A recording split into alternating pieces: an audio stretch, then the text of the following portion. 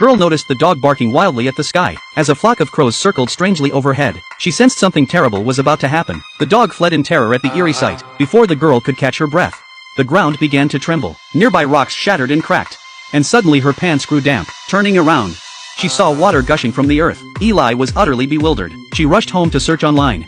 Just as the sound of collapse echoed outside, when she stepped out to investigate, the scene before her left her stunned. Her home sat atop the mountain.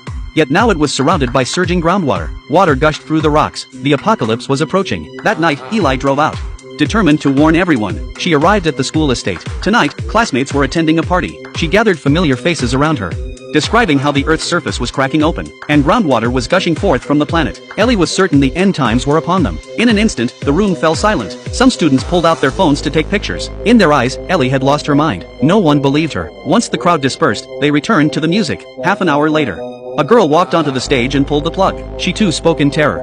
"There's an emergency outside." When they stepped out of the estate, the sight before them stunned everyone. Two classmates were trapped atop a pavilion, while the surrounding area was completely submerged. They had no idea what had happened. Ailey attempted to dive in for rescue, but something stirred in the water's center. A living creature leapt from the surface. Terrified, everyone retreated back to the estate. As student representative, Kay declared, it was too dangerous to enter the water. For everyone's safety, she insisted the two should be left to fend for themselves. While they debated, one girl proposed an idea, using basketballs as flotation devices to build a makeshift raft. Others would pull from shore with ropes. Once the trapped students climbed aboard, they'd work together to rescue them. The plan worked. They successfully saved both. Back in the living room, someone recalled Ellie's warning. She confronted Ellie, demanding why she hadn't warned them sooner, blaming today's ordeal on Ellie. But before Ellie could speak, a bizarre event unfolded once more. The house suddenly split in two. Ellie, unable to dodge in time, nearly fell into the abyss. Just as she teetered on the edge, a hand reached out from behind to steady her, pulling her back from danger. At that moment, the other half of the building had already sunk beneath the deep water. They gazed into the distance, yet only despair remained, for as far as the eye could see,